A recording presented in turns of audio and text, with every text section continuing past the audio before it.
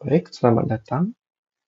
Pada kesempatan kali ini, saya akan menjelaskan tentang tata cara penggunaan template Google Sheets N004, yaitu laporan penjualan barang, di mana pada template ini akan tersedia perhitungan stok barang otomatis, invoice otomatis, purchase order otomatis, dan halaman dashboard. Untuk yang pertama, kita masuk ke tabel daftar barang. Untuk kode barang, tidak ada ketentuan bakunya. User dapat menyesuaikan dengan preferensi perusahaannya masing-masing. Contohnya, pada contoh ini saya menggunakan kode SKU 001 misalnya. Kalau user ingin menggunakan kode lain, boleh. Misalnya tes 001, boleh.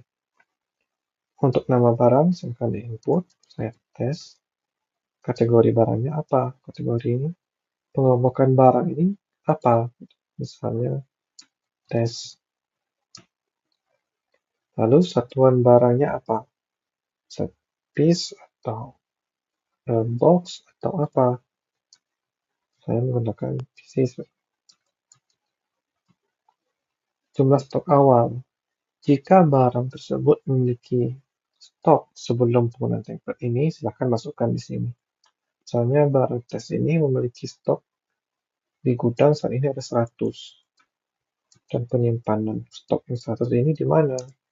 Di gudang A, gudang B, atau di toko. Saya di gudang A. Untuk lokasi penyimpanan, sistem akan otomatis merujuk ke kolom key. Jadi, kalau untuk sebelum menginputkan lokasi penyimpanan, silakan atur terlebih dahulu kolom key ini. Tapi saya akan menjelaskannya secara urut. Kolom kedua atau tabel kedua adalah pemasok barang. Ini berisi daftar nama pemasok atau distributor ataupun supplier dan alamat pemasok di mana. Alamat ini perlu diisi karena untuk kebutuhan data purchase order nanti. Lalu untuk metode pembayaran, boleh diisi tunai, transfer, QRIS, atau sebagainya ke bawahnya. Tapi untuk metode tunai tidak boleh diganti karena akan mempengaruhi halaman global dashboard dan dashboard terfilter. Lalu untuk status pembayaran pun demikian. Selain untuk status lunas boleh diganti ataupun ditambah. Ataupun untuk dihapus pun boleh. Lokasi penyimpanan. Kalau user memiliki lebih dari satu lokasi penyimpanan barang, misalnya ada gudang A, gudang B, gudang C, toko A, toko B, toko C, silakan tulis datanya secara lengkap di sini. Untuk metode pengiriman, ini berlaku untuk barang keluar maupun barang masuk. Jadi silakan semuanya ditulis di kolom ini. Untuk status pengiriman pun demikian. Ini berlaku untuk catatan barang masuk dan barang keluar. Selanjutnya untuk status stok barang. Jika barang kecil sama dengan 0, statusnya akan kosong. Lalu apabila barang tersebut dari 1 sampai 50, statusnya sedikit. Dan di atas itu tersedia.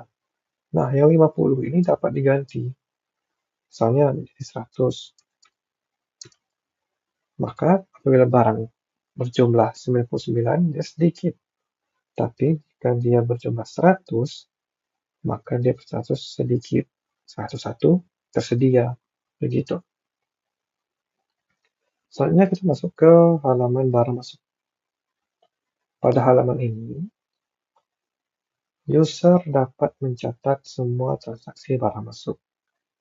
Saya juga menjelaskan bahwa di sini, pada sisi paling kanan juga tersedia petunjuk penggunaannya.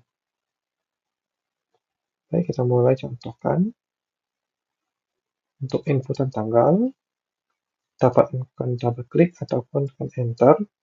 Tapi jika user menggunakan aplikasi Google Sheets di mobile, baik itu di handphone ataupun di tablet, biasanya opsi kalender otomatisnya tidak muncul, maka harus di-input manual. Tapi jika menggunakan browser, bisa muncul kalender otomatis dengan melakukan double klik. Begini. Lalu untuk nomor transaksi, silakan masukkan misalnya sama seperti status kode barang tadi, nomor transaksi tidak ada patokan resminya dan bakunya, silakan sesuai dengan preferensi user. Kan tetapi usahakan konsisten. Misalnya, contoh saya menggunakan kode PO. Semua untuk kode transaksi saya gunakan PO.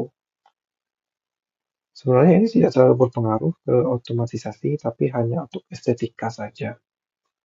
Lalu apabila untuk satu transaksi memiliki lebih dari satu jenis barang, maka catat 2 kali pada baris yang berbeda. Contohnya ini.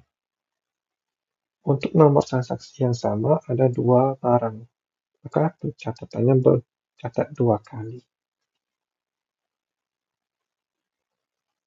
Lalu misalnya contohnya kita masuk ke PO 048. Barangnya apa? Misalnya kita barang 11. Oh, ada. Barang 09. Ada celana jeans wanita. Dan jika misalnya kita lebih paham nama barangnya, catat saja jeans. Muncul ya opsi yang menggunakan kata jeans di dalamnya. Jeans wanita dewasa. Maka kolom kategori dan kolom catatan barang terisi otomatis. Untuk jumlah barang misalnya 200. Dengan harga masing-masing persatuan barang 150.000. Maka nilai total transaksi akan terhitung otomatis. Lalu kita tinggal catat nih, pemasoknya siapa? Jika ada data pemasok. Namun jika tidak ada data pemasok, boleh dikosongkan saja. Contohnya pemasoknya pemasok 3 lokasi penyimpanan barang. Barang ini disimpan di mana? Misalnya di toko. Metode pembayarannya apa? QRIS misalnya. Status pembayarannya belum bayar. Untuk metode pengirimannya ojek online misalnya. Status pengirimannya apa? Dalam perjalanan. Maka data ini akan muncul nanti di halaman dashboard maupun halaman-halaman yang lainnya. Untuk transaksi barang keluar pun sama. Cara penggunaannya masih sama, tetapi ada perbedaan pada nama-nama kolom. Untuk tanggal, nomor invoice itu statusnya masih sama seperti sebelumnya. Nama barang pun demikian. Yang berbeda kita coba ke samping. Nah, perbedaannya itu ada di tujuan pengiriman barang. Barang ini akan dikirim ke buyer 46. Misalnya kalau ada namanya, tulis saja namanya Bapak A, Bapak B, Ibu A, Ibu B, atau PT A, PT B, tulis saja. Alamatnya di mana? Catatlah alamat ini secara lengkap dan kontaknya apa. Bisa nomor HP, email, atau lainnya. Lalu isi metode pengiriman dan status pengirimannya.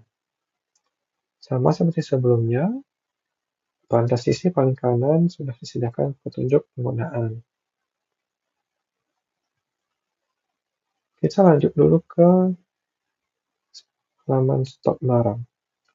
Halaman stok barang ini akan terhitung otomatis.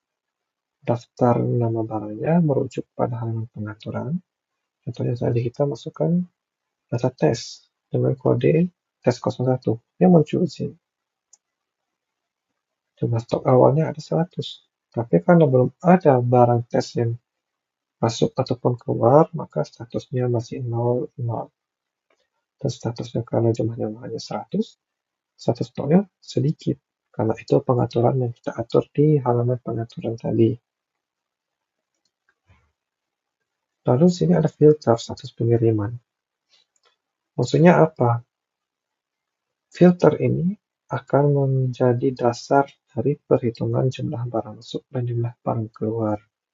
Contohnya sekarang ini, yang terhitung pada stok adalah barang yang memiliki status terkirim, barang dalam perjalanan, menunggu kurir, sedang packing, ataupun belum dikirim. Semuanya masuk ke status stok barang otomatis. Kan tetapi misalnya, barang yang belum dikirim itu belum masuk stok hitungannya. Kita hapus saja. Nah, maka datanya akan berubah. Atau kita ingin menambahkan baru. Iya, barang yang belum dikirim itu juga masuk stok barang masuk, tapi tidak masuk ke stok barang keluar. Ya udah, isi aja di status isi saja. Itu juga bisa. Jadi perhitungan dari jumlah barang masuk dan keluarnya berdasarkan filter status pengiriman ini. Selanjutnya kita pindah ke halaman invoice. Ini adalah halaman invoice otomatis. User cukup mengisi nama usaha, maksud saya alamat usaha, logo usahanya jika ingin masukin logo, lalu tinggal tulis saja nomor invoice-nya. Misalnya nomor invoice-nya tadi adalah 004 misalnya. Ternyata 004 itu datanya hanya satu barang. Tapi kalau data misalnya invoice 001,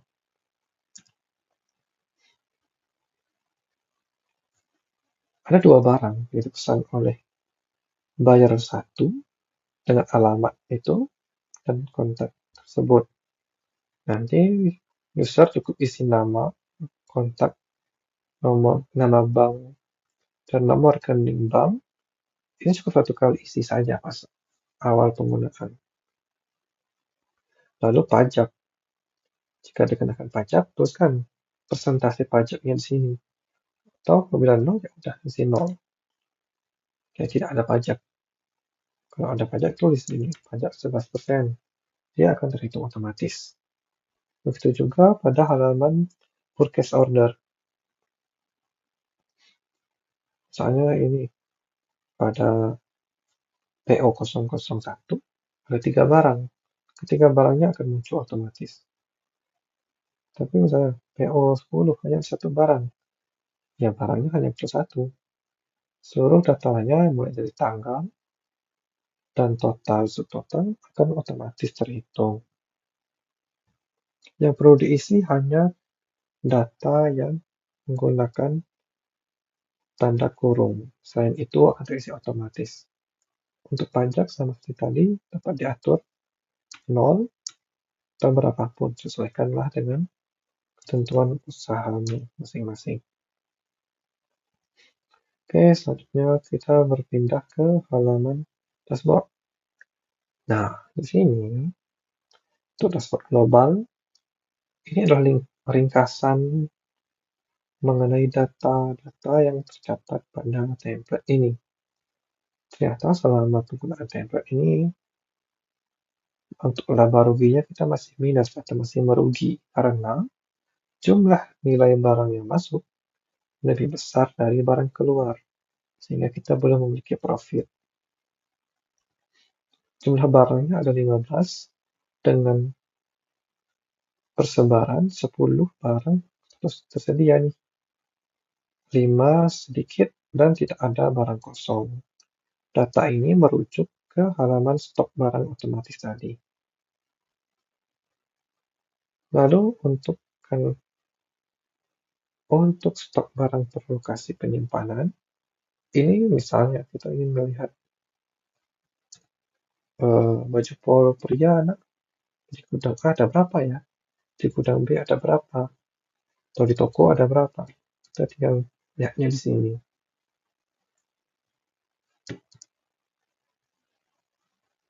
Oke, petunjuknya juga masih ada di sisi paling kanan.